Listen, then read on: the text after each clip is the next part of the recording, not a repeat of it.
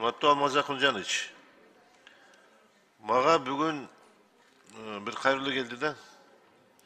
Биздин Токтогул районундагы Саргамыш деген айылыбыз бар. Ошо Саргамыш деген айылыбыз Токтогул районунан 165 км алыстыкта жайгашкан, ал эми Борбордон 300 км алыс жайгашкан.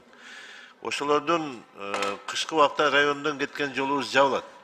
Почти апрелдин аягына чейин жабылат. А жайында ачылат, бирок эми кышында булар отрезан болуп калышат. 16 км жол бар эле, муну айтып жүрүп жасата албай койдук. Жумгалдын ДУсу бир 400 миң сомдой акча алган экен, ал акчаны кандай кылып каяка иштеткендери белгисиз, жолду кеңейтип беребиз деп. Анан эң кызыгы булардын өзлөрүнүн 8 км жол табышып, 4,8 миллион сом акча жумшап, ошол жерде жол ачып алышыптыр. Но бирок ал жерде толук камдуу жол кылыш үчүн дагы акча керек экен.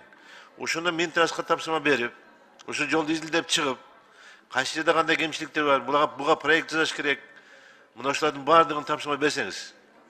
Канча жылдан бери ушул жол маселеси Саргамыш айылына бул өтө көйгөйлүү маселе болуп кетет.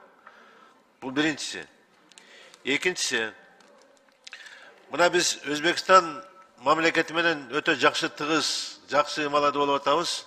Бирок кээ бир инсандары Өзбекстандын биздин Кыргызстандын жарандарын алдап, бир топ акчага сарпылап атышат барчы. Алдап кетип атышат. Мага азыр мына Талантбек Бекмуратов деген бала кайрылып атат.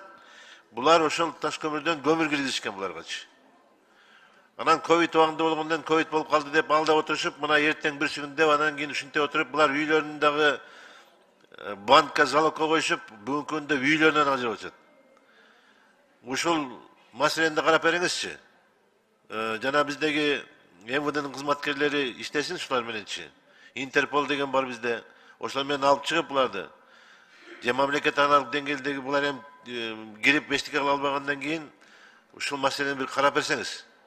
Бул маселе, бул не то что бул өзү эмес. Мындан башка дагы адамдар бар экен. Бул азыр эгер ошол мына Талантбек Бекмуратовду чыгара турган болсо, анда дагы беркилер да келишет. То есть крупный суммага аябай. Өтө чоң суммага. Буларды алдаганда биякта распискалардан бери жүрөт. Мына бүгүн беребиз, эртең беребиз.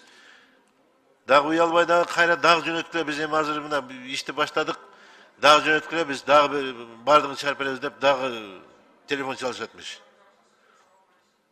Ушул маселени бир дыкат карап бергилечи. Бул эми үйлөнө ажырат. Мунун апасы да келген багачы. Балам ушуга жардам бергиле депчи. Бул не деген эми? Рахмат.